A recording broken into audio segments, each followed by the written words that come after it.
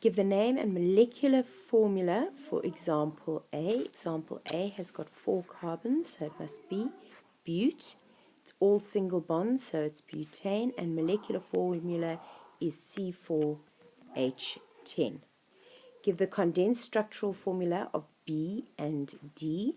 Condensed structural formulae, sometimes it might be easier to kind of write them out as proper formulas and then decide what you're actually going to do, and that's what I'm going to do here.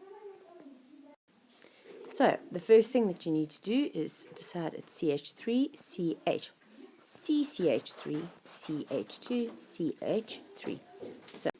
So we write CH3, CH, C, CH3, CH, sorry, no line there, CH2, CH3. There is an argument that you could have put the CH3 up there. Some people will accept that. The way it's written there as one line is probably the most safe thing to do. And then over here, you're going to go CH3, CH2, and for carboxylic acid, COOH is the way that you write that formula conventionally. Name the homologous series of C. That is going to be a carboxylic acid.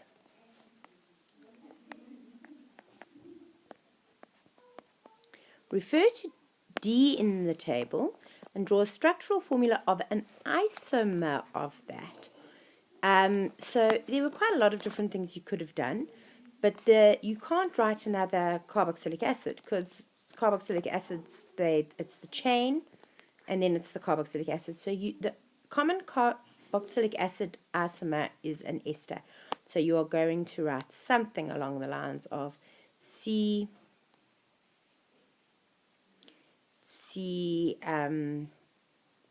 O, C, double bond O, H, H, H, H, H, H. That is an option of how you could do that.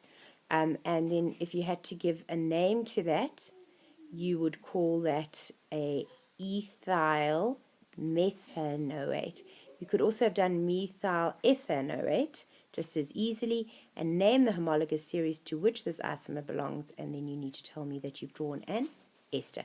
Remember, carboxylic acids and esters are the typical isomers of one another.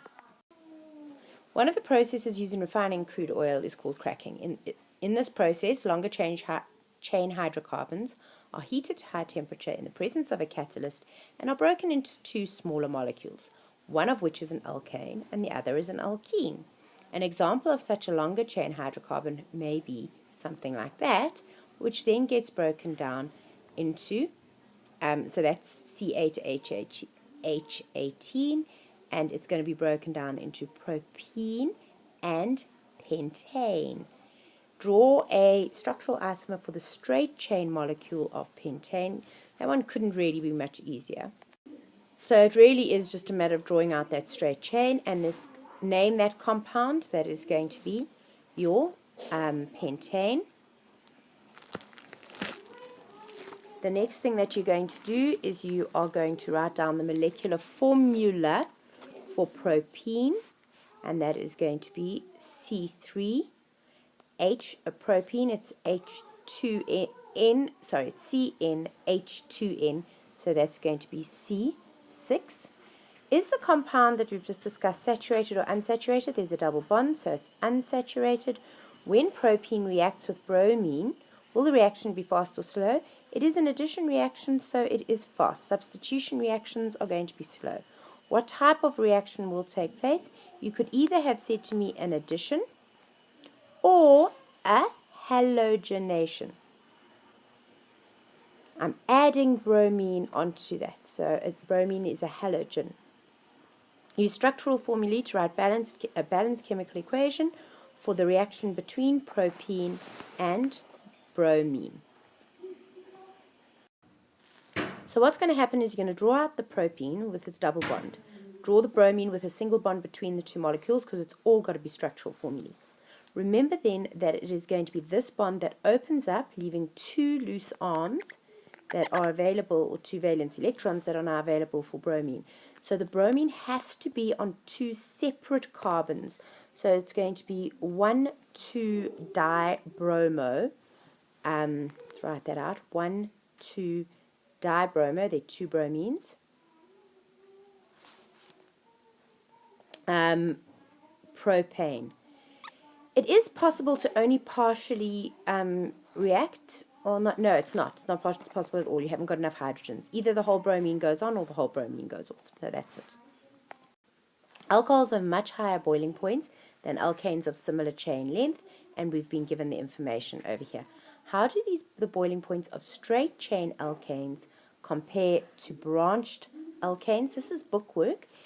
You expected to know that straight chains have got higher boiling points than branched chains. Why? Because straight chains are more like bigger molecules. Got a big surface area where there could be electron wobble, whilst branched chains are more like a clump and therefore have got a small surface area over which intermolecular forces could come into being. You weren't asked to explain why, you just needed to tell me that straight chains had higher boiling points than branched chains. Anyway, but that's why. Explain why alcohols have got higher boiling points than the equivalent alkanes. Watch how you're going to get these marks. There are 4 marks in it, and you need to say the OH group is polar. Therefore, strong, not bonds, intermolecular forces exist between the particles. And then you need to say that the alkane is entirely a non-polar molecule, therefore weak London intermolecular forces. Therefore, more energy needed to break strong intermolecular forces. You need to be very clear about this concept, the difference between a bond and an intermolecular forces. It's not because these are stronger bonds. Actually, these are stronger bonds. It's the intermolecular force that has an impact on the boiling points of any substances. Now, there's an argument around alcohol. I would accept that it was a strong dipole intermolecular force, but it is considered that this OH group actually gives rise to hydrogen bonding, which is an even stronger intermolecular force, resulting in alcohols having a higher than expected boiling point. Explain why the boiling points of alkanes increase with increasing chain length. Now, it's really, really important that you get the terminology right over here. The first thing is that there are more electrons in the entire nonpolar molecule. This gives rise to greater electron wobble or change in electron cloud density, therefore resulting in stronger instantaneous dipoles.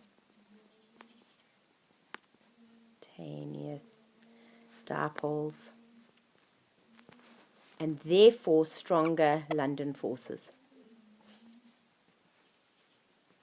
Intermolecular forces. The bonds are not stronger. There are not more bonds in the molecule that help out. It's the fact that there are more electrons in the entire molecule.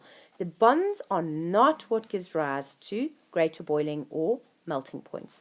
What is the meaning of the term isomer? Isomer, it's bookwork. Isomers are elements with the same molecular formula but different structural formulae. Draw the structural formulae for 2 possible isomers of C6H14. Well, any 2 reasonable isomers will be accepted, but I mean the most obvious one is obviously hexane. So you're going to have the 6 carbons in a row. And then you can't just bend that chain in order to make another isomer. You actually have to put a methyl group or an ethyl group coming off a shorter carbon chain. Okay, some people just decided that they would bend this chain, maybe kind of go along here and then go down for 2. You can't do that. You need to actually say, okay, now I'm going to have a 4-way chain like that, and then maybe say C, H, H, H, C, H, H, running out of space here, H, and then of course fill up with the remaining H's over here. And let's say that would be 2,3-dimethyl butane. But there were a number of different options that would have been acceptable.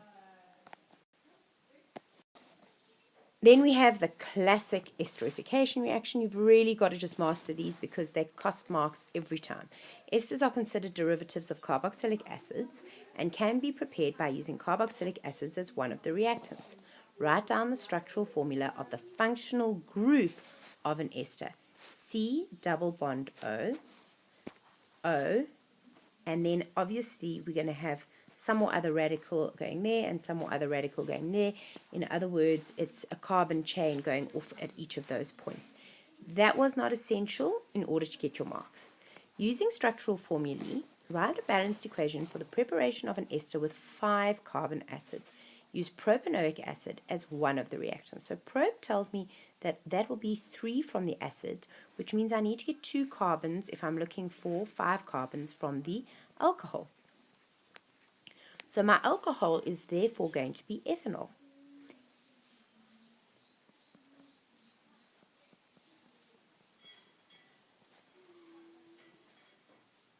And added to ethanol, I need to put some propanoic acid.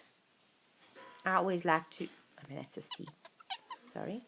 I always like to draw them facing each other like that so that I can quite clearly see that I will form a ester like that. And I've drawn too many hydrogens. My enthusiasm. There we go. All right, then you're going to say, what did they want? They wanted using structural formulae for the preparation, use propanoic acid. So then we just need to say, gives me water, obviously. And if I'm using structural formulae, I need to draw the structural formula of water. And then I land up with this thing over here, which the alcohol is always what you name first, and the carboxylic acid is the second name, so it's going to be ethyl propanoate. Write down the UPEC name for this. Ethyl propanoate. And then finally write down the formula of the catalyst that is needed, or the name, and it's sulfuric acid or H2SO.